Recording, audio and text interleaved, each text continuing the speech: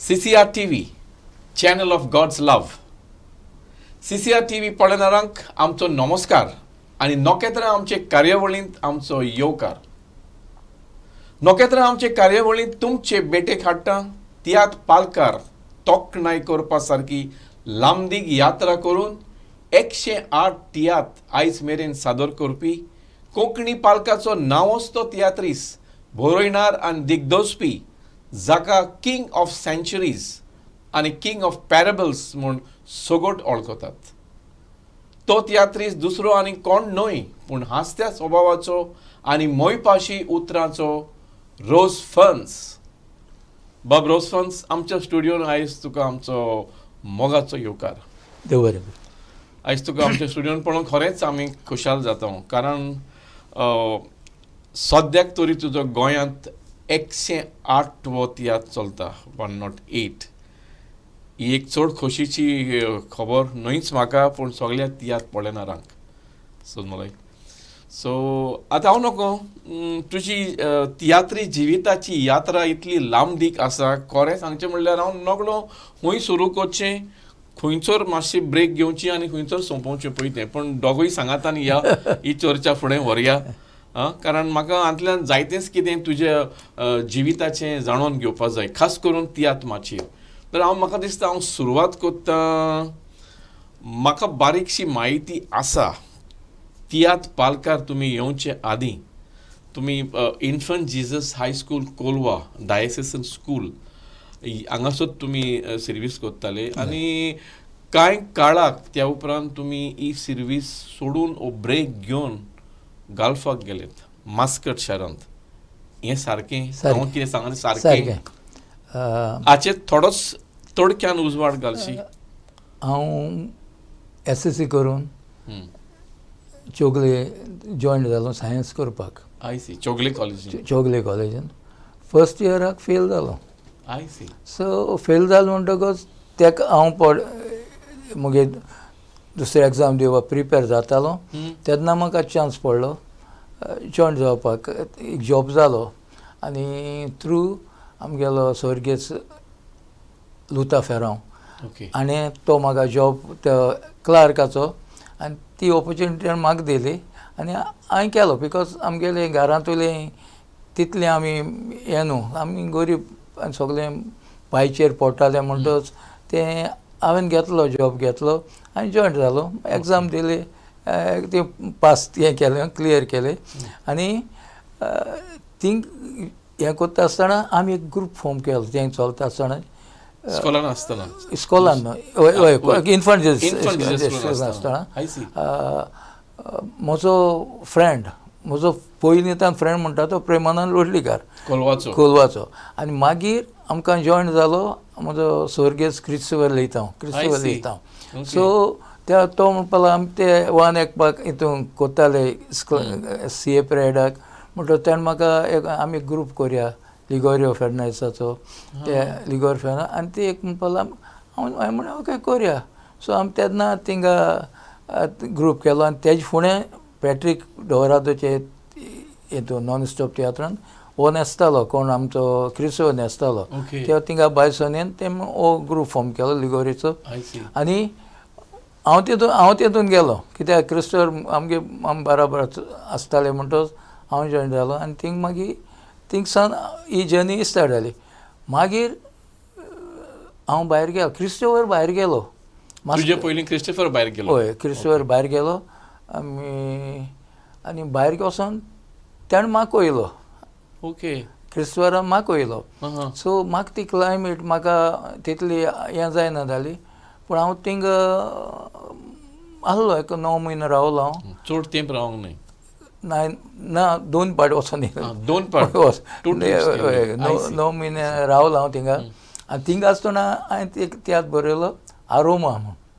गाल्फाक आसतना. सो तो म्हणटा सगलो एका आमच्या सर्गेस आमचे फ्रेंड क्रिस्टोफर तेशें, बिकॉज क्रिस्टोफर गोंय आसतना सारको फेमस जाल्लो. चेडवाच्या रोलान करेक्ट तो 1 मिनटी बी तो साडबार न्हेसतालो इतले फास्ट आसलो आनी सोबीत दिसतालो ब्युटिफूल कितू चेडे पासून मोगान पडटाले तेजे कितू क्रेज कित्याक हांव तेजे बराबर तेन्ना तेको तो मोटरसायकल तेगे न्हू तेगे कोणी आतां ती आमी बराबर आसता खूंय वयता थिंग बराबर आसताले म्हणटकच हांव जाणा आसलो ती आनी चड कोण बायलो बा आहाय ते लूट कोताले तो भायसून वयता सणा ते पळोवपाक आनी तेज ऑपोजीट कितें कोण थिंगा तें कोता ते रोल कितको करुया हांव तेजे बरें शॉर्ट मोडवो जातालो मुग्यान तेजे बरें रोल करूंक जायना तो कितें आनी लांब आसलो अशें जाता आसतना जुलियस सीझर म्हणून एक लिगोरियन तियात्र काडलो आनी तितून हांव आनी तो हांवें म्हणलें रोसन तूं ते दोग जाणां एक मोगान पडटा आनी ते मुजय पडटा पूण हांव मोडो हांव एक्चुली तेन्ना व्हड मोची अशें करून जाता तो म्हाका मोची दिता अशें करून केलो ती सीन हांवें केलो म्हणटा ती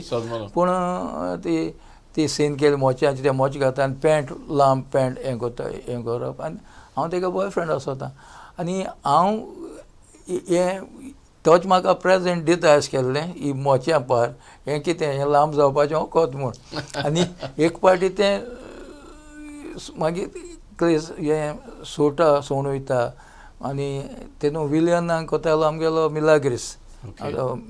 मिलाग्रीस क्रिस्तांव सो तो एकलो हें आसता न्हवरो आनी अशें करून तें क्लेस जाता जुलियस सीझर अशें करून दोगूय भाव आसताय अशें सो विलियनूय न्हू पूण हें आनी ते मागीर सोडे म्हणटा जावं पीस जाता आनी पीस जावन भोंवता आसतना ते मोच घेवन भोंवता मोच घेवन कळ्ळें इट वॉज जायत जाण आतां देखून तेन्ना कोण चोयलो ते उगड आसता वचून म्हाका तो पीस जालो तो बरो लागलो म्हणून रोलो अशें म्हणून सो हिंग भायर गेलो तशें आमी आरुमा तियात्र बरयलो आनी तितून म्हाका तितून सगळे थिंगाचे भुरगे घालून आनी म्युजीक मार्शल रोज मेळ्ळो ओळख जाली मार्शल रोज आल्फ्रेड रोजाचो भाव त्यान म्युजीक बरयल्लें आनी तो तियात्र आनी भायर गेलो भायर इगो चर्च कंपावंडांत आनी सारको फूल लोक जायतो जालो आनी बरी हें जालें हें बरो उठोन आयले आनी तेसो आनी तियात्र जालो ना थिंगाच्या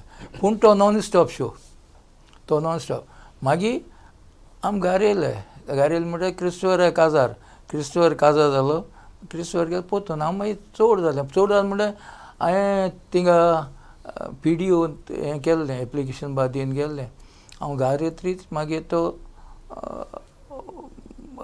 मागीर तें पोत्तून म्हाका तें येयलें कॉल येयलें थिंगसान पूण मागीर हांव वचोना म्हळ्यार मुगे घोरकान्नीन वचोन दिवना म्हणल्यार कितें करना तूं बरो पास जायना तियात्र बरय तूं दुसऱ्या हेल्प करता तियात्र बरय आनी हे तियात्र बरोवपाक हांवें इश्टा केलें देखून हांव केन्नाय म्हणटा आनी त्या दोळा तियात्र पयलीं 6 तियात्र बरयल्लें आतां हो 7वो तापोट 7वो आनी ग्रूप फॉर्म केलो आनी त्या ग्रुपांत हांवें हो तियात्र बरयलो तापोट देखून हांव केन्ना म्हणटा म्हाका तियात्रां हाडपी मुगेली गोरकान आनी तियात्रीस जावपाक कारण म्हणटा तें तापोट तियात्रीस करपी तापोट हय न्ही तो तुजो 7वो शो तुज्या पॅनाचो म्हणटच तुवें आनीक पोत्तून गाल्फान मास्कटाक नोकरेक वचोंक चिंतलें चिंतलें आतां देखून म्हणटा म्हाका PDO तूं बरो जॉब मेळ्ळो आसून सोड तूं हिंग रावलो हांवें हिंग रावन पयशे केले ना जायत पयशे केले म्हणजे हांव आतां लोकांक सगळे मागण्यांनी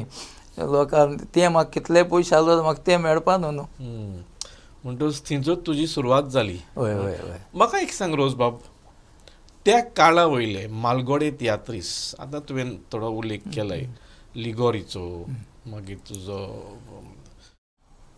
रुजार रॉड्रिक्साचो जाल्यार त्या काळायल्या मालगोड्या तियात्रिस्तां मदीं तुजेर चड असो मोनाचेर प्रभाव कोणाचो पडलो एमांग द तियात्रीस ऑफ दॅट टायम तेन्ना खेळ तियात्रीस डायरेक्टर्स आसा न्हू त्या डायरेक्टर्सां मदें रुजार पयलो आमगे हें स्टार्ट करपी आंतोन मोरेस सो मागीर तें गेलें पॅट्रीक आहा रुजार रॉड्रिक्स आहा पूण रुजार रॉड्रिक्सान जायतें केलें म्हणटा तें नॉन स्टॉप केलो मागीर तो नॉन स्टॉप तेणें गांवांनी रिवॉल्विंग स्टेजी केलो स्लायडींग स्टेज केलो पूण तो म्हज्यान पळयलो म्हणून जायना कित्याक पयलो आमगेलो नेल्सन आहा आमगे सर्गेस नेल्सन आमगेलो आमगे टॉमीगे डॅडी वास्कोचो तो तें सगलें करपाक तो जिनियस तो तेणें केल्लें डॉलराजा तियात्र म्हूण आयल्लो पयलो रिवॉल्विंग स्टेज मागीर आनी एक म्हाका नांव येना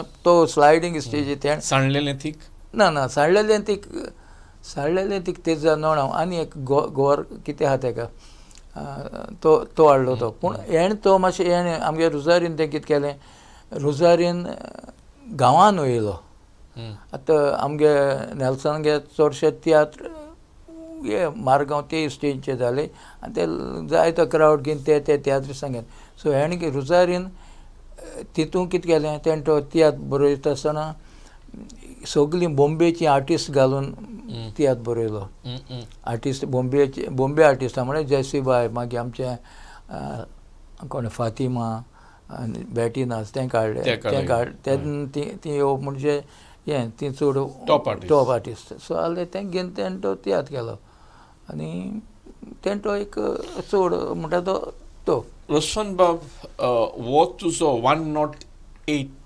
तियात्र तुज्या पेनाचो हो नोदरेन घेतल्यार आनी तुज्या पयल्या तियात्राची तुवें याद केल्यार तो तुवें पयलोच बरयलोय आनी पालकार हाडलोय आनी इतली तुजी लांबदीक यात्रा very successful journey on the tiatr stage आयज तुज्या मोना काळजान कसली भावना उपजोतात त्या दिसाची याद केल्यार आनी आयज ज्या जाग्यार तूं आसाय as a king of centuries पयलो तियात्र 1972 वर्सा केल्लो तो इस्कॉलांत केल्लो करेक्ट इस्कॉलाच्या फंक्शनाक कितें जावन तो धाकटीच सुरवात थंय जाली बलिदान म्हूण केल्लो आनी ते तितून सॉंग्स अशें करून डिफरंट तो चडशे आमगे भुरगे आहले न्हू मदें प्ले आसतना ते टिचरीन तो तेंगे डॅन्सूय गायल्लो सो ते भाशेन चल्लो मागीर तेजे उपरांत दिलेली भास नॉन स्टॉप बरयलो मागीर निमणी चीट म्हूण तियात्र बरयलो सो हे आतां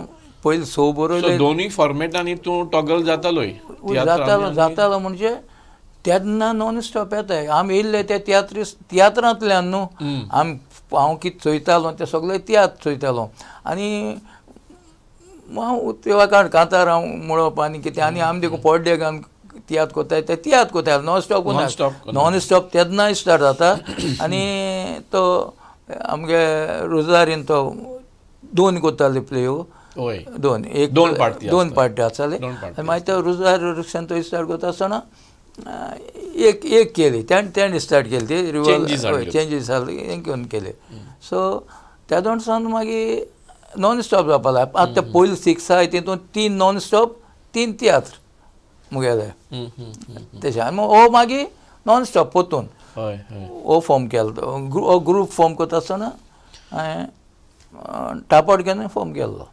एक्झॅक्टली एज रोज फन ड्रॅमॅटीक ट्रूप म्हाका एक सांग रोज फन्स ही खरी खबर की तुज्या कुटुंबांत अर्लियर जनरेशन कोणूच तियात्रीस नासलो ना ही सारकें हें तूं मानता आनी एडमीट कोत्ता वय म्हणजे तुका हे तियात्रीसपणाचो गूण हे जिन्स खंयच्यान आयले ते एक्चुली हांव सारको ना पूण मुगेलो पाय बॉम्बे आसतालो आय सी आनी थिंग तो सदां तेगे सांगप तेगे तियात्रीस म्हणटा तो मिगेल रोड ते कोणूय तियात्र सेंदाल जाय तूं तेगे चोयल तुवें तेका मिगेल रोड म्हणलो ग्रेट सारको तेजी खबर सांगतालो पूण तेका अशें करून हें नासलें तियात्रांत अशें करून चड तो इनवॉल्व नासलो तेतून सो पूण कितें जाल्लें मुगे शेजऱ्याक एक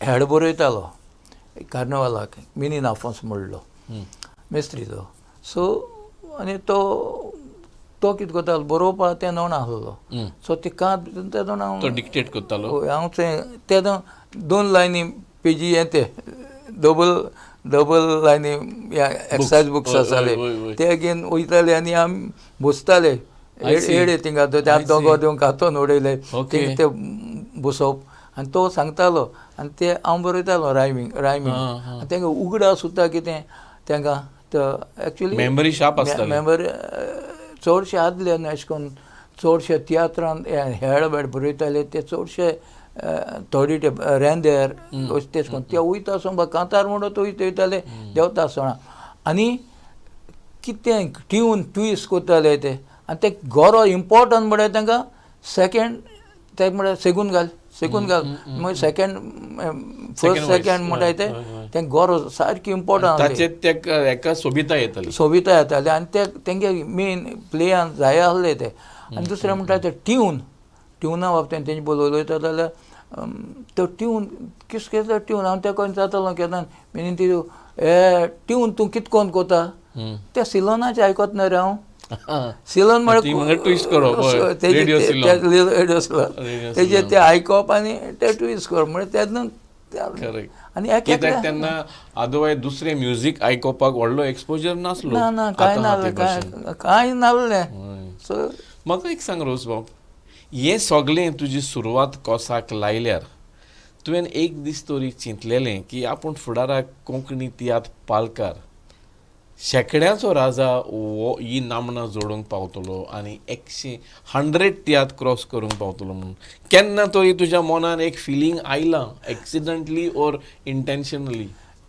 स्वत सांगचें म्हणल्यार स्वतूच सांगूंक जाय तुवें स्वत सांगचें म्हणल्यार हांव तियात्रीस्ट जातलो होय हे पासून हांवें केन्ना चिंतूना हांव सोड शेकड्याचो राजा सोड 108 तियात्र बरयले तें सोड पूण हांव तियात्रिस्तू जातो म्हूण चिंतूना जेन्ना गाल्फानसून दुयेंत जावन परत घार येयलो आनी तापट बरोवपाक स्टार्ट केलें आनी हांव सदां म्हणा तापटान म्हाका तियात्रिस्ट केलो जरी तो ते वगोता तापट फ्लॉप जालो म्हण तो हांव घडये मुखार तियात्र बरोवपाक तो ग्रूप घेवन मुखार वचून जावपा न्हू कित्याक ते मुखार पयशे नासले कित कोन्न हें कोत्ता आसलो म्हळ्यार मुखार कित कोन्न वयतालो सो मायंड चेंज जाता आसली सो तापटान म्हाका एक स्टँड दिलें वचोंक आनी मोदें मुगे कोण मारगांव बा कोण तियात्र तोवूय मातशें बॅकआवट जालो मातशें सो हांव तियात्र घालूंक लागलो म्हण तियात्र फूल वचूंक लागलें फूल जावपाक लागलो म्हण म्हाका ते करेज मेळटा न्हू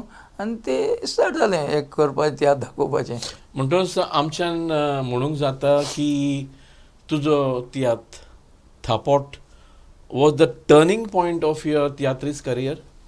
शुअर ते तुवें आतांच म्हणलां जोरी तर थापट क्लिक जावंक नासलो जायत घडयेक आपूण फुडें कंटिन्यू करचो नासलो सो सिट्युएशन वॉज सच या so lady luck smiled on you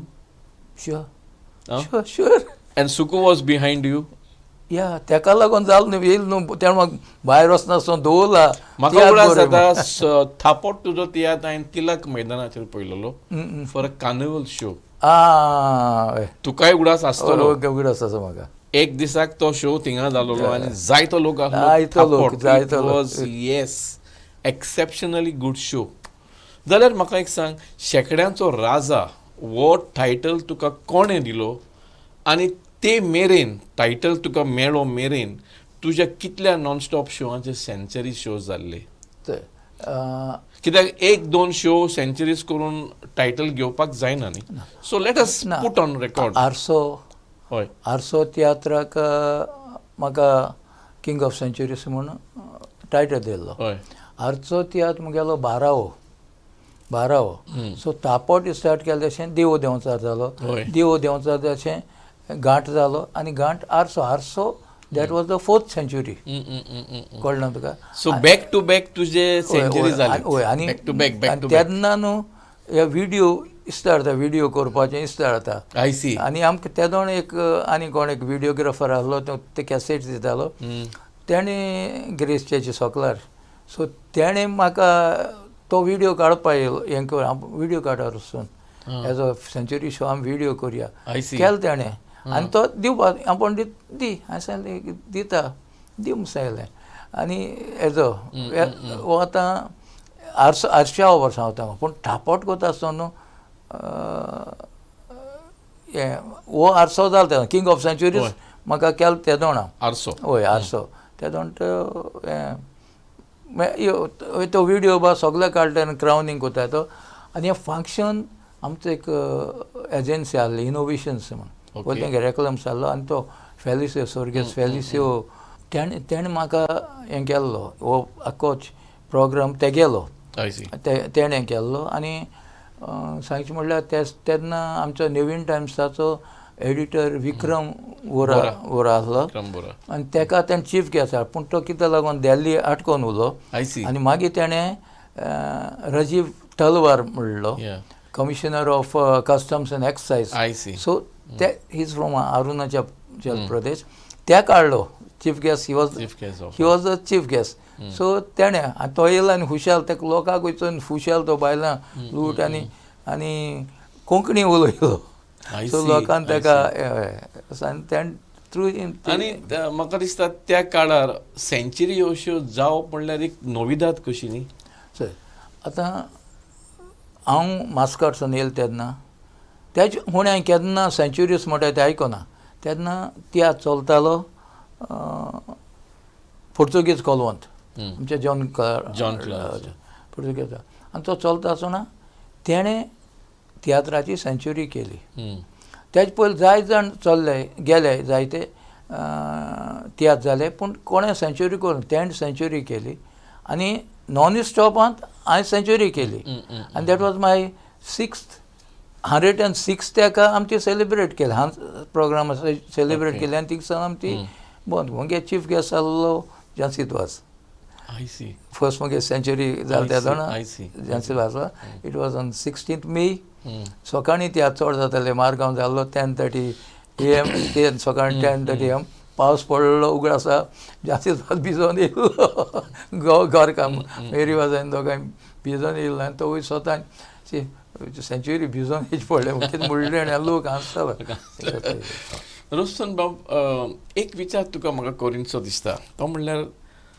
तुजे तियात्रांच्यो कोता वेगळे तरेन मांडलेल्यो आसतात तुजे कोतेन कितें तरी आसता वेगळेपण तातूंत तुका सस्पेन्स मेळटा ट्रेजेडी आसता कॉमेडी आसता आनी हें सगळें बरोबर घेवन बरें दिग्दर्शपण आसता आनी स्टेज सेटिंगाचेर तूं every minute detail you take care of एक रोज तूं तियात्र माचयेर पळोवप म्हणल्यार तुजें लक्ष स्टेज सेटिंगाचेर इतलें वेता की तें बहुत सुंदर दिसता आनी तुजे कोता ज्यो आसता त्यो समाजाक लागू जातल्यो समाजीक जिविताचेर कुटुंबीक जिविताचेर आनी एकार एक करून one after the other tiatr माचयेर हाडूंक हें सगळें करून तुका उत्तेजन खंयच्यान येता from where do you get this inspiration सारांक दियेचे सोशल इश्यूज आसताय घरान कितें घडटा आनी आमगे हे सगळे चडशे मुगे स्टोरीज सामाजीक करेक्ट सो ती इन्स्पिरेशन कितें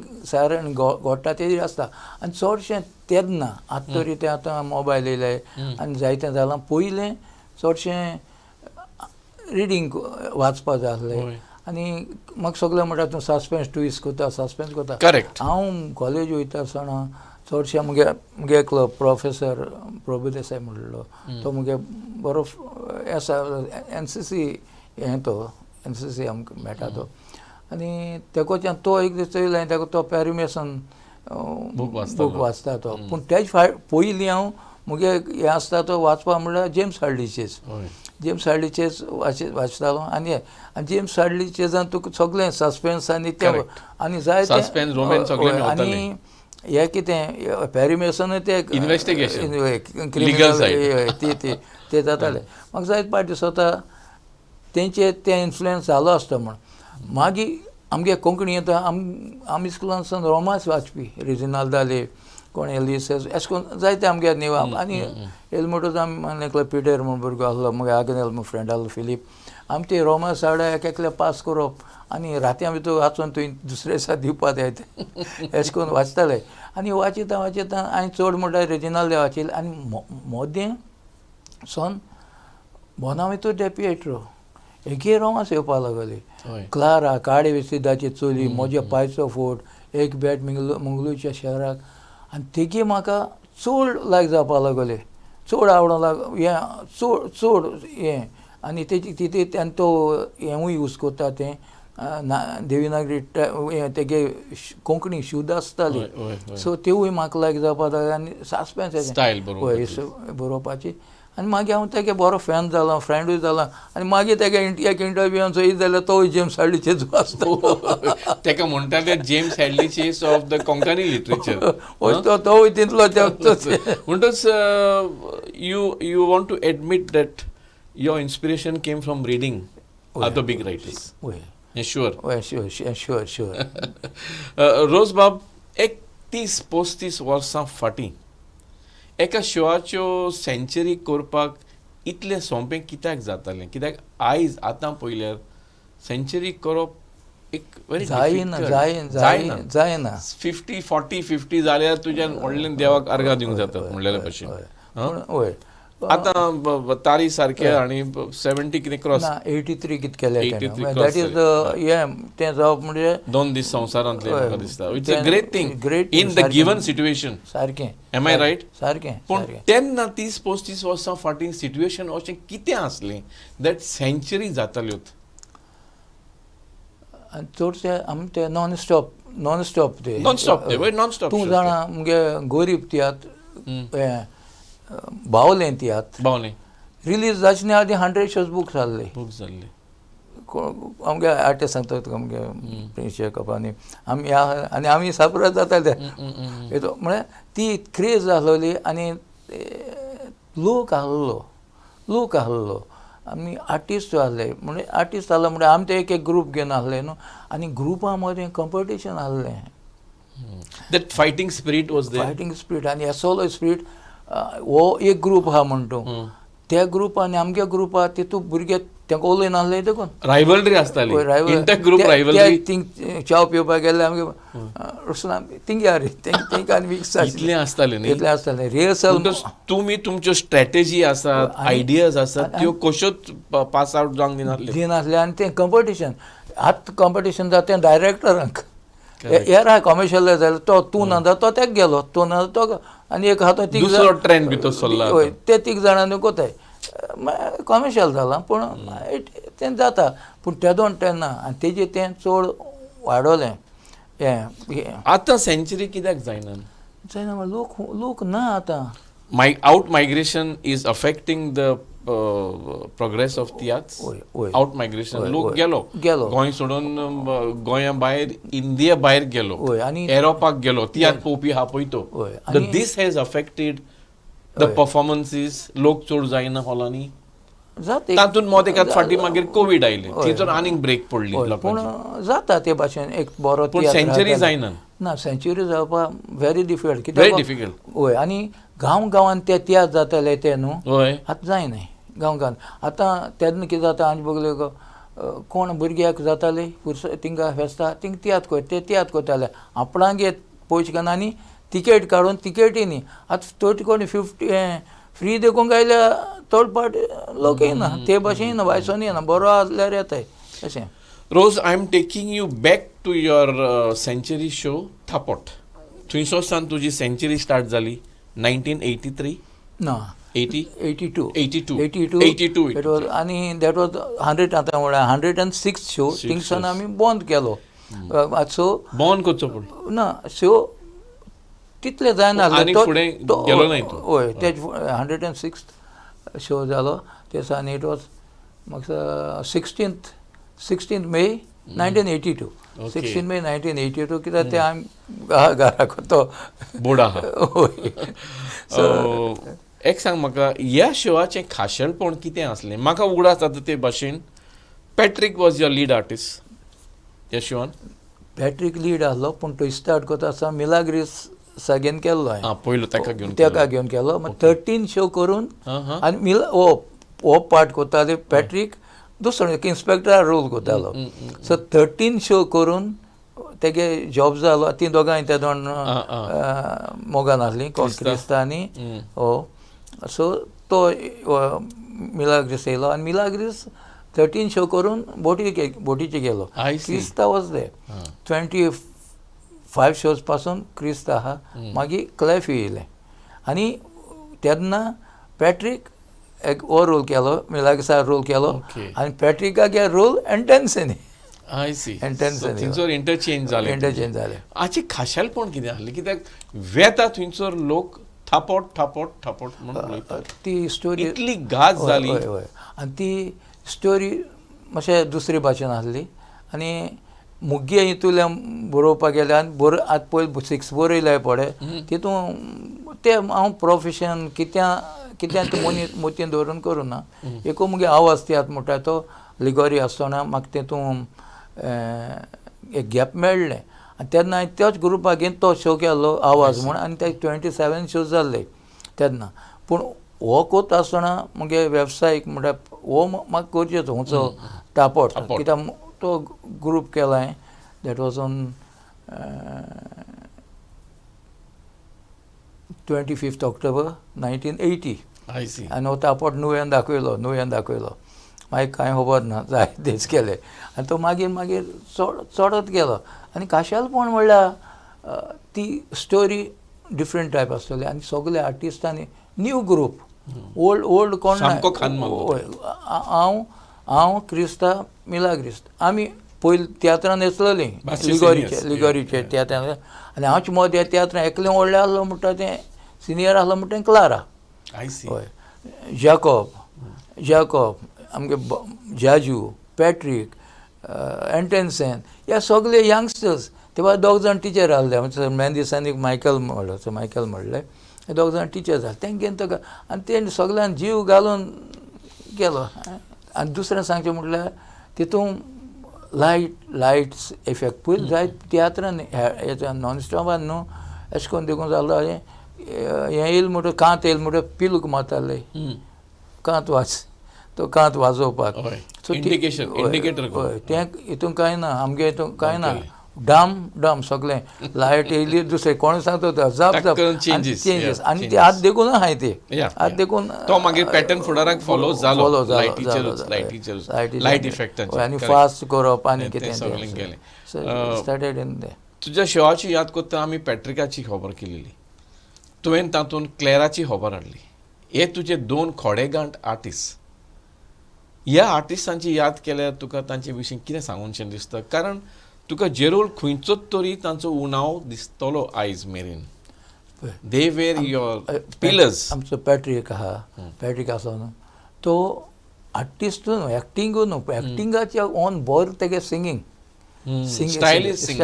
आनी मुगे स्टायल वेगळी हय आनी ते ओपनिंग मुगे चडशे ओपनिंग तो गांठ आरसो म्हणटा तो एंटेन्सन तेतून सो ते ओपनिंगाक चडशे ओपनिंग तो म्हणटा मुगे आनी तेगे ती स्टायल दुसरी हें करप देखून एक भाव ते फकत ते विलियन वचनासले रोल तितून हांव दिता ते हेजे अशें बरो पॉजिटीव आनी ही वॉज डुईंग तेगे बरें करता.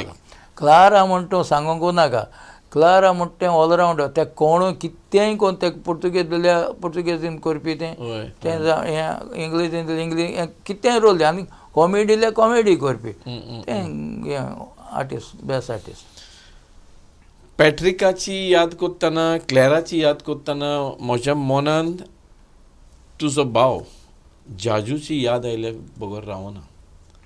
खोडेगांठ artist allrounder artist character artist negative role करपी आनी मागीर ते कॉमेडियन भितर सरलो जाल्यार पूण एका टायमार ताणें इतले तुज्या शोआंनी काम करून सांगातान खांद मारून अकस्मात तो पंगडांतलो मेकळो जालो तेन्ना तुका कितें भोगलें आनी उपरांत आनी कांय वर्सांनी तो परत आयलो.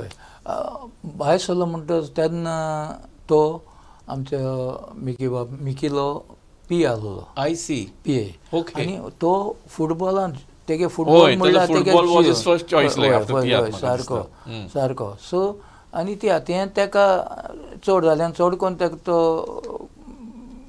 पी आसलो म्हणटा ताका थिंगा हें सो हय आनी तो रातीको उठ सकाळ उठींग वच आनी तो म्हणपालो मातशें हें केलें हांवें ताका म्हणलें हें ना चोय म्हण आनी तो चड इनवॉल्व जालो न्हू पूण तें रिलेशनशीप तिंका आयज जेन्ना तूं तुजो तियात्र प्लॅनिंग कोत्ताय दुसरो स्टोरी बरोवपाक स्टार्ट कोत्ताय तेन्ना तुका ताची याद जाता तो आसलो जाल्यार हांव पण हो रोल ताका बरोवपाचो म्हणून ती याद येता तुका येताच. How do you feel about येताच कित्याक तो न्हू हें जोकर कित्याकूय खंयचोय रोला फिट तो पायच रोल केलो म्हण रोळोन करपाक तो कोत्तो कॉमेडी करपाक कॉमेडी कोत्तो विलियन करपाक सारको आतां ते आर्टिस्ट मेळनाय एका काळात तो कॉमेडी करपाक लायट कॉमेडी रोल करपाक इतलो हें जालो शायन जालो की तेन्ना ताचें रूप सामकें आमकां गोमलें एज एन आर्टिस्ट.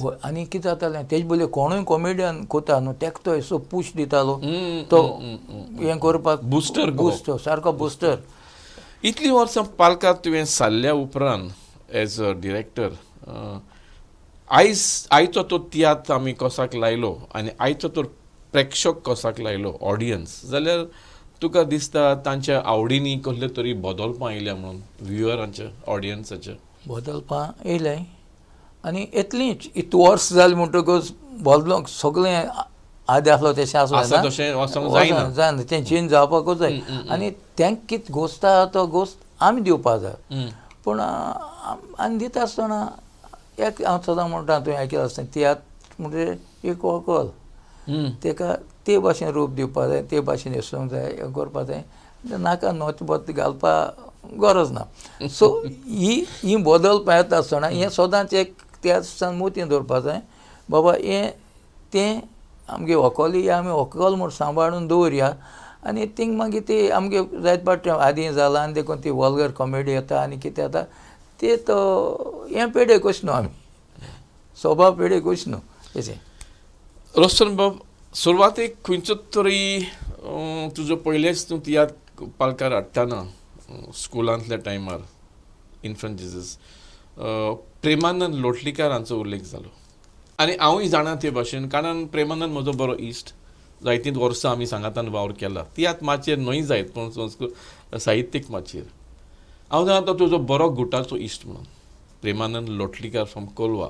आनी हांव जाणा ते एका काळार तुमी रातचे पासून दोगूय तियात्राक सायकलीचेर वेताले गांवांनी गरज पडल्यार तीच सायकल घेवन तुमी च्या पिवपाक तो तूं बेनावली तो कोलवा मेळोन तुमी मडगांवाय वेताले बॉम्बे काफेन फक्त च्या मारपाक उपरांत कितें करता तुमचेर कितें जालें नायतार हांव नायताक आसतना तुमचे इश्टागत थोडो उजवाड घाल नायताक आसतना मुगे मामालें घर कोलवा आय सी आनी मुगे माम आनी तेगेलो माम तेंगी घर थिंगाच पूण तो मामागेर रावतलो तेगेले हो रोड क्रॉस केलो म्हणटच येवदा मुगे मामालें घर रोड क्रॉस केलो म्हणटच पयल्या सो मामा वॉज अ कॉमन फॅक्टर आनी हांव नायतार आसतना म्हाका मुगेले अंकलान सायकल गेली रायली ते सायकल हय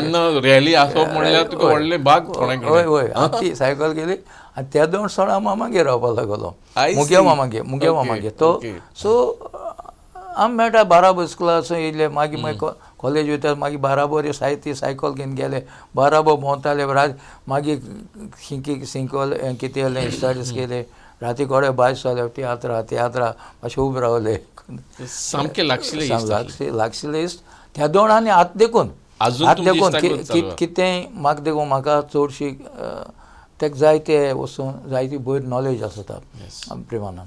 सो कित्याक कितें जालें हांव फोन करता ताका प्रेमानंद अशें जालां कितें केलें बरें आनी हें कोन्न आनी इतलें न्हू मुगे काजरा देडटो कितें म्हणटाय स्पेशल परमिशन ही म्हाका दिसता ही मुलाखत जी पळयता ती कोणाक खबर आसची ना थोडे मे बी तुज्या गांवांतले आनी सोयऱ्यां भितरले सोडले जाल्यार देडटो आय सी ही म्हाकाय खबर नासली जाल्यार तियात्रीस्ट ह्या नात्यान तोय बरो तियात्रीस्ट बरो दिग्दर्शपी बरो बरयणार गूड आर्टिस्ट तुमी एकामेकाच्या तियात्रांनी न्हेसल्यात ना तो अशें करून भायर तियात्र बरो नेसना तो पयलो हांव तियात्र बरयता आसतना मुगे निमणी शीट हांवें तियात्र बरयल्लो आनी त्या तियात्रांक तो आसलो प्रेमानंद इंट्रोड्यूस केल्लो मागीर तो जालो तियात्र सगळ्यांनी एप्रिशिएट केलो ताका बरो जाला मागीर हांवें आवाज म्हणटा तो तियात्र काडलो आवाज आनी आवाजान तुका सांगिल्लें 27 शो जाले म्हणटा पूण तो प्रोफेशनल न्हू तरेन न्हू तो गॅप मेळून काडलो आनी तितूंत आवाज तियात्रांक हांवें प्रेमानंद एक रोल दिलो एक पांय आसना लंगड्याचो आनी तेजेरी बेजच ती तो ट्रेन पास जाता आसतना बोवाड मारता अशें सो तेजी आख्खी काणी फ्लॅशबॅकाची तेन्ना सो तेणें इतलो बरो केलो तो रोल सगल्या हें जालें सगळे फामाद म्हळ्यार प्रेमानंद एक हिंदू भुरगो येयला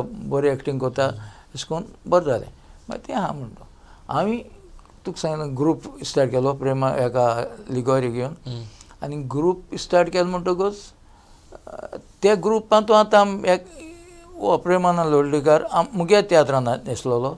उपरांत एक जुदास म्हूण तियात्र काडलो लिगोरीन. जुदास बरो फेमस जालो आनी तो तितून आमगे एंटनी दे कोलवा म्हणटा तो आसलो, जुदासा रोल करतालो. ते गेलें भायर वचपा जालें. एंथनीचे हय, एंटनी भायर वचपा जालें. जुदास कोण करतलो, जुदास हिट्टी जुदासा रोल कोण करतलो. सो हितून चोयलो न्हू, आवाजान चोयलो न्हू प्रेमानंद. क्रिस्टोफर येयलो, क्रिस्टोफर म्हणपा लागलो न्ही आमी प्रेमानंद हांव करया रे. पूण एक प्रॉब्लेम, प्रेमानंद कांच जायना, कांत म्हणपाचें ना म्हणटालो बॅकग्रावंड हें करया. पूण शिकिल्लो तो, केलो तेणें ट्राय आनी तेजे आनी क्लिक जालो, मुखार गेलो. रोशन बाब, पूण कितें जालें, तो मुगे तियात्रान आशिल्ला, हांव तेगे तियात्रान नासलो. कित्याक ते पॅरलल जाता न्हू, ते हांवें कोता तेणें 7 तियात्र बरयले, हें करून 7 ग्रूप केले. तुका मेवली ना ना ना तें करून आनी तें बराबर वयता आमचें वता तें. रोशन बाब, हांवें तरी एक नोटीस केलां इतल्या वर्सां तियात्रा कडेन लागशिल्लो संबंद दवरता आसतना जे कांय कलाकार, खास करून कॉमेडियन, जे तुज्या तियात्रान पंगडान साबार वर्सां वावुरल्यात, ते कांय काळान पंगड सोडून आपूण खास रायटर डायरेक्टर जालेत. I think beginning with prince Jacob, if I am not mistaken, correct me if I am wrong. हाचेर तुजें मत कितें? जय आतां कोणाक करूं जाता न्हू, तेणें वचोंकूच जाय. That is up to you, on the individual artist. तें मुको हें जाता काय. प्रिन्स जेकब गेलो आनी प्रिन्स जेकब फेमस जालो, सारको टाप हें जालो. आतां आमगे सॅलीन बरयलो कॉमेडी, तो येयलो, तो आजून पासून चलता. हांवूय चलता, हांवूय चलता. It is like that. हालींच्या वर्सांनी उल्हास तारी आयलो, ताणें आपलो पंगड केलो. पूण आमकां खास ताणें सांगलां तुमचे मदली सोयरीगत आजून आसा, केन्नाय खंयच्याय टायमार एकामेकाक फोन करतात आनी एकामेकाचे कडेन संबंद राखतात. हय, तें सारकें. तारी म्हणटा तो आनी बरो जायत वर्सां मुगे फॅमिली मेंबर आसा तो, सारको क्लोज, सारको फॅमिली मेंबर. आतां देखून कितें जालें कोण पडना, हांव जाणो येवप आनी कितें. जेन्ना एक तुजो पर्मनंट आर्टिस्ट सोडून वेता ग्रुपांतलो, अकस्मात 5 वर्सां काम करून, 8 वर्सां काम करून, 10 वर्सां 12 वर्सां काम करून तेन्ना एक डिरेक्टर ह्या नात्यान तुजे मुखार कसलें आव्हान उबें जाता? पळय, सुरवातेक सावन हें आव्हान म्हणटा तें येताच आनी तें फेस करूंकूच करचें पडटा.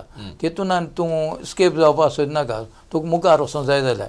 आनी तें आमचे फुडें येयलें, ते आव्हानां संवय जाल्या. पूण कितें जाता, एक बरो आर्टिस्ट गेलो म्हणटच चाटकून तूं चिंतूं पडटा, म्हळ्यार आतां हिंग रिप्लेस कोणाक करपाचो. आनी चड करून कॉमेडियन गेलो म्हणटच चड जाता. एक फेमस तेजी कॉमेडी आसले गेला आनी आतां लोकांकूय कॉमेडी चड जाय वचून तो ना म्हणटा. पूण तर आसतना हांव मुगे कितें आहा तें घेवन हांव ती कॉमेडी दिवपाक वावुरता. मुगे कितें आहा तें आर्टिस्ट घेवन कोत्ता, मुखार वयता, जायना. आनी ती म्हणटा संवय जालो का आतां. पूण तेवूय कोण आहाय ते भुरगे, हांवें जाणा म्हणजे बोल्ले ते कित्याक तूं लागीं जाताय ते हें मुगे आतां ग्रूप आहा, की तूं मोगान आनी हेज्यान सारकें या सर या. जायत घडयेक तूं एक तियात्र डिरेक्टरच म्हणून न्ही, पूण तुजे भितर मनीसपण आसा देखून. जायत देवालें कितें आसता.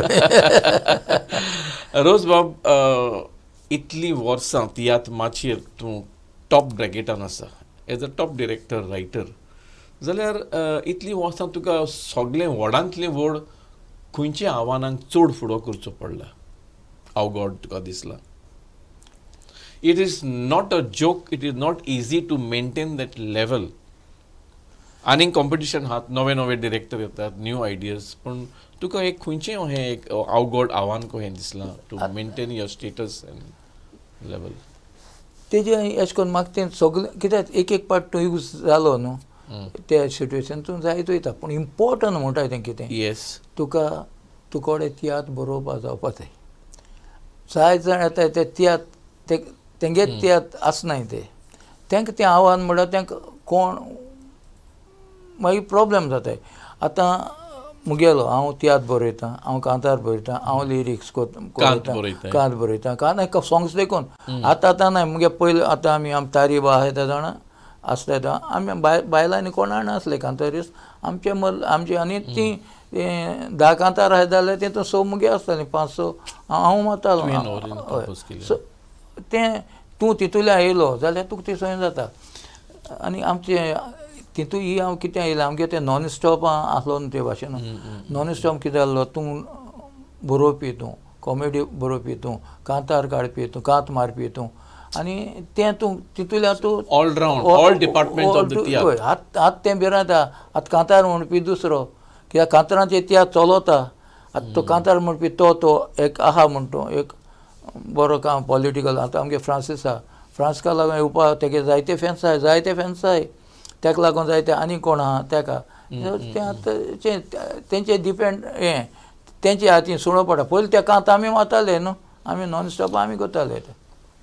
रोजबाब, म्हजे यादींतल्यान आनी नदरेंतल्यान म्हाका दिसता एका बापायची भुमिका तुका बेस बरी सोंपता.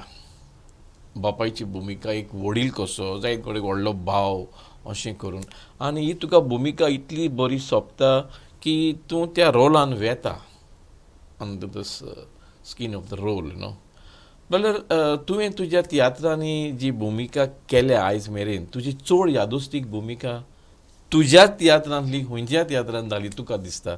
हांव जाणा हो मातसो तुका प्रश्न ना, हांव म्हणटलो गांठ म्हणून. तूं म्हणटलो गांठ म्हणून? हय. कित्याक यू आर गोईंग विथ गांठ? हय, गांठ कित्याक गो? हय. तो तेन्ना हांव यंग आनी तितून हांवें डबल रोल केले, 2 रोलां तो काडलो. एक जज जुईस जाता आनी मागीर दुसरो रोल यंगस्टर. सो तितून हो ते दोन तो म्हाका दिसता 29 इयर्स कितें आसलो ते दोन.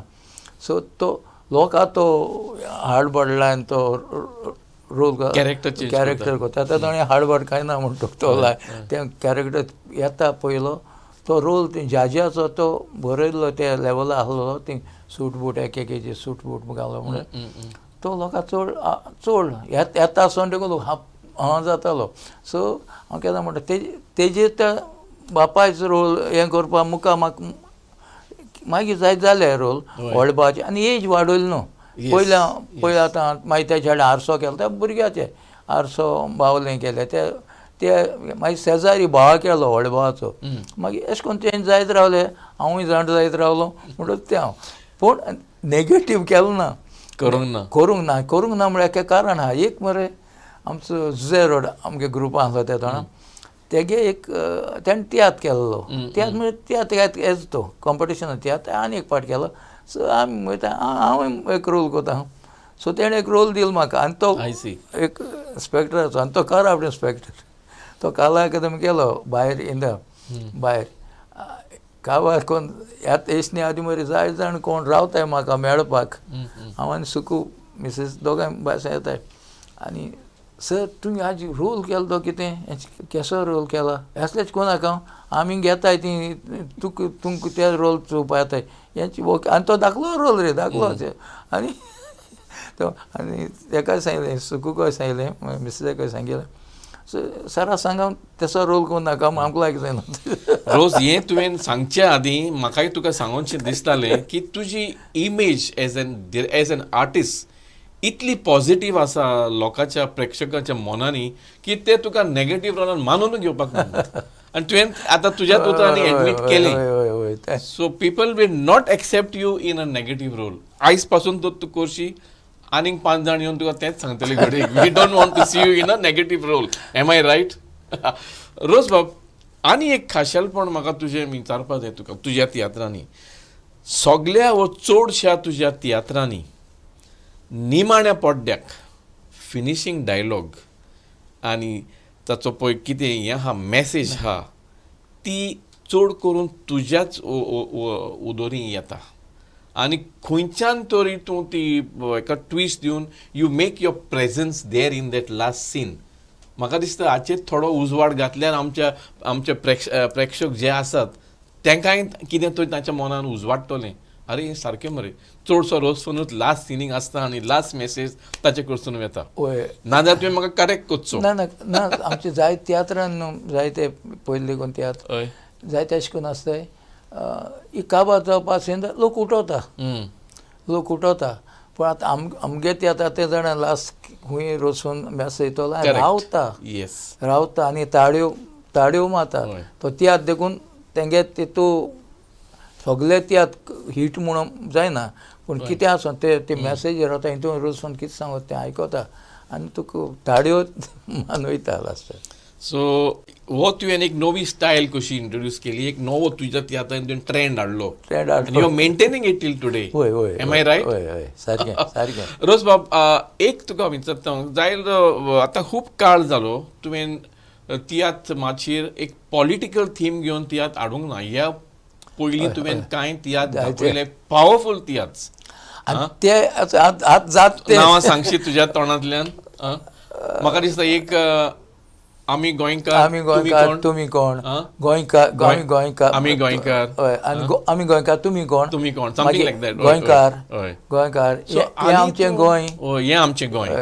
पॉवरफुल गोंयकारा तूं रागार जायनाका हें आमचें गोंय हें आमचें गोंय हालींच्या वर्सांनी तूं you have kept your self away from political topics and stories ते एक्चुली हांव तें कितें करतालो हांव 3 तियात्र जाताले म्हजे सन आनी पावसा त्या तियात्रांत हांव हें उरता कितें बीग कास्ट घेवन करपा बरे आर्टिस्टांक घेवन करपाक अशें सो तें मोदें सन 100 तियात्र जाशें आदीं सन मातशें तें हांवें पेंडींग दवरलें कितें जाता हे आर्टिस्ट आहाय न्हू मुगे ग्रूप आहा थोडे डायरेक्टरांक कितें आहा ते पावसांत तूं एक बरयताय पूण ते मागीर त्या ग्रुपांत तूं गायनाय त्या ग्रुपांत तूं ह्या ग्रुपाक घेवन गायनाय दुसरो मनशांक घेवन तें मागीर बरें दिसना अशें सो हांवें तें सद्या एट प्रेजेंट मुगे आतां जायते भुरगे म्हणटाय सर हे पाट यार कॉमेडियन पासून हांवें तें हांव सर आतां कित्याक काडना तूं तियात्र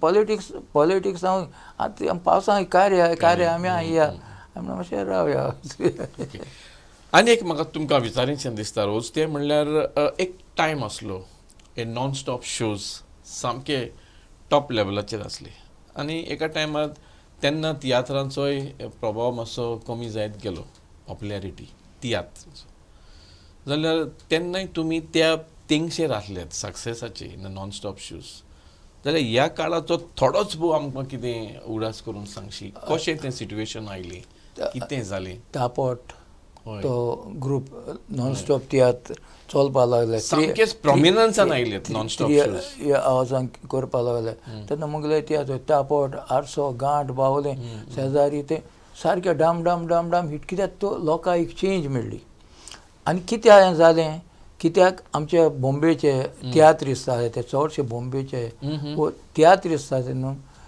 ते तियात्रिस्तांनी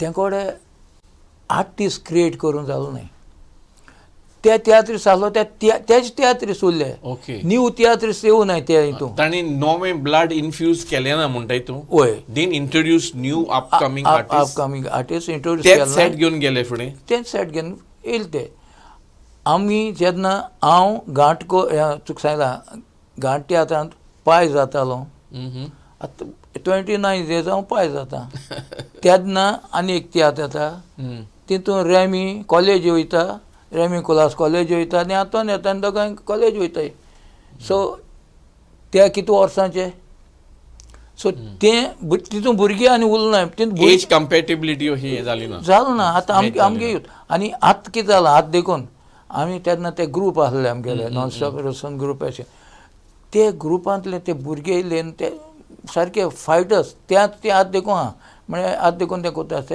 आनी हे कितें जो आमगे भुरग्यांक तियात्र क्रिएट जाले आनी सो आतां कितू ग्रूप आहा ते कितू भुरगे तियात्रान येताय ते आनी उमेदीन येताय कित्याक तांकां शिकोवन तेंच्यांनी एक तियात्र कोण तेजें कितें कोण शिकोवपासून जाता तांकां शिकोवं जाय म्हण तूं फ्युचराक शिकपा जाय तेच्या आपणागे कितें जोडून जाता तियात्रान आनी ते तियात्र येताय ते बॉम्बेक तेंकां जावं ना ते तशें जालें ना करून देखून तिंगा सेटबॅक जालो अशें म्हणूंक सोदता रोज बाब आतां तुजो वो 108वो तियात्र चलता it is a kind of a new benchmark you have set for the other directors to come to that level. अशें न्हय. म्हाका एक सांगशी तूं, जेन्ना तुज्या मनान एक कोता येता, एक सेंट्रल आयडिया येता, ती तुका कागदार घालून तयार करपाक कितले सुमार दीस लागतात? तुज्या मनान आयडिया आयली, म्हज्या नेक्स्ट कल्पना, म्हज्या नेक्स्ट तियात्राची, सगळें तुवें विज्युअलायज केलें. फर्स्ट ए रायटर विज्युअलायजीस इन द मायंड आनी तो मागीर घेवन बसता. हें करपाक प्रोसेसाक तुका कितलो, आनी तुजी स्टायल ऑफ वर्किंग कितें? स्टायल ऑफ वर्किंग ते भाशेन कांय ना. रायटिंगाचें तुजी मोती येयलें, note down the point. First म्हणटा ते कितें मॅसेज दिता तो, हे पार्ट तूं कितें मॅसेज दिवपाक सोदिता ऑडियन्साक, आनी तें तुगे अशें करून प्रोसेस मोती येयलो, मागीर तें तुका बरोवपाक तुका ओगत लागना तो. ओके हें बरोवप, हें मोती येवपाक जाय तेंप लागता. जाय तेंप न्हू, इट डिपेंड्स तूं कितें सिट्युएशनाचेर वयता तो कितें करून सिट्युएशन. हांवें आयकलां, हांवें जायते एक कांतार कंपोज करता म्हणून तूं, म्हाका तें पाटकून करपा जायना. करपा मोती आहा, हें हो सब्जेक्ट हो एसा जाल्यार तें तुज्यान जाता करपाक. हांव जायते पाट कोण आयकता, हांव घरा कसो स्टार्ट मारता, मडगांव पावता म्हळ्यार कांतार बरयता. हांवें इंटरव्यू चोयले हे, पूण ते दुसऱ्या तियात्रांत तांकां चोयले, तांकां वखदां कांतार वचना तांकां दिवपाक तियात्रांत. तांकां डायरेक्टरान इन्फॉर्म केलो कोण आसा ते 3 म्हयने 6 म्हयने आदीं तो एक तियात्र आसता म्हूण. पूण रिहर्सल येता तेन्ना ते अशें करून चोवपाक बसता कितका म्हळ्यार जाता जाल्यार तुका इतू फास्ट कांतार करूं जाता, थिंगसान मारगांव पावता म्हळ्यार करूं जाता. हें कित्याक वखदां झेम कित्याक घटाय? सो कितें उलयत तें तुका जाता तें उलय. रोजबाब, अशें म्हणटात की behind every successful man there is a woman. तुज्या जिवितान तुजे घरकान्नीचो सुखूचो कितलो प्रभाव पडलो, आनी what is her role in your success as a director? तुमची बॅट खंय जाली तें म्हाका जाणून घेवपाक जाय. हें म्हाका पयलें सांगल्यार म्हाका दिसता फुडलो जबाब सारको येतलो. ना, हांव कॉलेज वयता आसतना तेंगे स्कुलाचे कबड्डी गेम्स चलताली आनी शी वॉज अ कॅप्टन तेन्ना आहलें. आय सी. सो एक आनी आमी सायकल घेवन वचपाक म्हूण दिसलें तें. सायकल घेवन गेले आसतना ती जिखिल्लीं, ती फायनल जिखलें आनी तें कॅप्टन म्हणटच हांवें ताका वचून हँग बँग मारली सगळ्यांत. पूण तशें करून कांय चलोना तें. मागीर थिंगसान फ्रेंडशीप जाली. तुज्याच गांवांतली वा दुसऱ्या गांवांत? सेम गांव, सेम बेनावलीचीच. सो तुवें ते गांवा भितर सगळें बसयलें बसोल तें त्या टायमार सायकल स्कुटर पासून ना. ना. तूं जाणा एक धाकली वोवत थंय मिक्स जावं करता. 3 जाण फ्रेंड, हांव प्रेमानंद लोटलीकार, पयलो मागीर क्रिस्टोफर आनी 12 भोगवंत आसतना आमगे केन्ना सिरियस आसताले खबरो. मागीर आनी प्रेमानंद आहले. हो क्रिस्टोफर येन थिंग चॅटिंग करता, तें प्रेमानंद लायक जायना आहलें. आनी त्या दोन एट दॅट टायम प्रेमानंदान स्कूटर गेले, फाल्कॉन म्हणून स्कूटर येयले, ते स्कूटर गेलो ताणें. आनी तो आनी बारा भोंवताय न्हू. आनी आतां सगळीं भोंवता. मागीर तेजो गर्लफ्रेंड तें मुगेलें कोण ती गोंय घेवन भोंवताय. आतां कोण मानना आसलो तें मुगे म्हूण. ते म्हणटा तें क्रिस्टोफर जालें आसतलें तो म्हणटा प्रेमानंद लोटलीकार मुगे म्हणटा कितें हांव सारको ओग न्हू रे ओगी. आनी केन्ना अशें करून प्रेमानंदाचें जायते फकाण करतालो क्रिस्टोफर. एक दीस एक इन्सिडंट आहा, आमी ते घराको पावोवपाक तेका मातशें मुखार वचोंक पडटा. थिंग तेका धाडटाले स्कूटर घेवन तूं पावोन यो अशें. तर सो एक दीस कितें जालें आनी प्रेमानंद पांयांक कितें जालें, हो तेका चाडोवपाक लागलो क्रिस्टोफर, तूं कितें पूण ऑन खंय उडयलें ना मरे तेका आनी कितें. प्रेमानंद तापलो, तुजे बार तूं आनी धांवपळपाचो ना म्हणपाक लागलो अशें करून करता. So what is her role behind you? Role म्हणल्यार आखें तेंच आख्खें तुज्या तियात्रांनी पयलीं नाचल्या ती? वय केन्ना बंद केलें? मागीर तेगे परमनंट जालें तशें बंद केलें. स्कुलान तें शिकोवपा वयता न्हू. पयलीं तें तेदोन पयलीं तापुटां न्हेसलें तें, मागीर सारकें देंवचारां न्हेसलें. आमचो वेळ सोंपत आयला. रोजसून एकल्यान क्रॉस जालें, बट म्हजे कडेन इतली आहा तुजे कडसून काडपाची वस्तू की आमकां वेळ पावचो ना. बट लास्ट फ्यू क्वेश्चन्स आनी थोडक्यान आमी आन्सर, तुवें म्हाका आन्सर दिवपाक जाय. तुका तुजीं भुरगीं प्रोफेशनली माचयेर येवंक ना, कित्याक अशें तुका दिसता? ती एक प्रोफेशनल येवंक ना म्हणल्यार ती तियात्रान म्हाका जाय तो हेल्प करता एगिमांतोरी म्युजिकल सायडीन आयला शोज बी करपाक बट एक्चुअली इन द तियात्र एज अ तियात्र आर्टिस्ट हांवें तांकां पळोवंक ना म्हणजे भुरगीं चायल्ड आर्टिस्ट केला मागीर आफ्टर फॉलो अप तुजे फूड स्टेप्स आनी घेवंक ना ना ते डिपेंड्स न्हू ती कितें करून देर चॉयस आंगान गूण आहा कला आहा सगळें आहा हय हय तुवेंनूय केन्ना एनकरेज करूंक नाय म्हळ्यार मागीर व्हडली जाली तशी तें वाडोवं तशें आय थिंक हांवें तें यो म्हूण फोर्स करूना. रोज लास्ट आनी फायनल क्वेश्चन तुका ही मुलाखत आयज जे आमचे प्रेक्षक पळयतात तुजे बरे मागपी पळयतात तुजे फॅन्स पळयतात एक डायरेक्टर ह्या नात्यान तांकां तुजो संदेश आयज कितें दिवंक सोदता तूं? एक तियात्रीस्ट जातलो जाल्यार इम्पॉर्टंट गूण म्हणटा ते तुका कांतार करप एक्टींग करप लिरिक्स बरोवप हें आसूं जाय. आनी एक डायरेक्टर जाता जाल्यार तुका तुवें खूद बरोवपा जाय. तुका कांत बरोवपा जावन जावपा जाय. तुका डिरेक्शनाचें कितें खबर आसूं जाय आनी हें जायतें आहा तें भितरल्यासून येवपा जाय. आनी हें तुवें लोकांक मत घालपाक तूं सदां हंबल रावपा जाय. इम्पॉर्टंट म्हणटा म्हाका तुवें आतां म्हणलें जाय तूं हांवें कितू काम केलें जाल्यार म्हाका स्वता हें हांव कितें कोत्ता तितूं एटलिस्ट 60% पेशन्स मुगे वालोर म्हणटा पेशन्स एक दिवपा म्हणजे पासियन्स आनी हंबलनस लोकां मदें रावपाचें. आनी हें तुगे तें तूं कोत्ता तें कर पूण तूं बरे भाशेन हंबल आहा आनी तुका पासियन्स आहा कित्याक जायते चेंजीस घडटात. तुवें म्हणलां आव्हानां येता जायतीं आव्हानां येताय तेतून तुका तें पासियन्स आसपा जाय सोंसपाक आनी मुखार वचपाक. पूण तुका पेन आहा आनी तुका बरोवपा हें आहा जाल्यार तूं सांडना. आनी हांव सांडलो ना आजून पासून आहा. तूं जाणा आतां 46 इयर्स जातलीं ऑक्टोबरांत हो ग्रूप घडल्यार हांवें रोसन्स ड्रामेटीक ट्रूप म्हणजे कितू मॅसेज दिले कितू तियात्र बरयले कितू तियात्र जाले पूण आजून पासून लोक चोयता चड को आमगे पाद्री भाव आहाय ते आनी जायते कडेन रोसन म्हळ्यार वताय म्हळ्यार उगड हेज्या आनी कितें मागतलो हांव देवा कडेन आनी कितें दिलें हें म्हाका तूं हॅपिनस दिलें तें आतां देखून तियात्र हें रोसन अरे आमी कोण 50 केले तुवें कितें केलें हांवें 25 केले 30 केले so that is too much.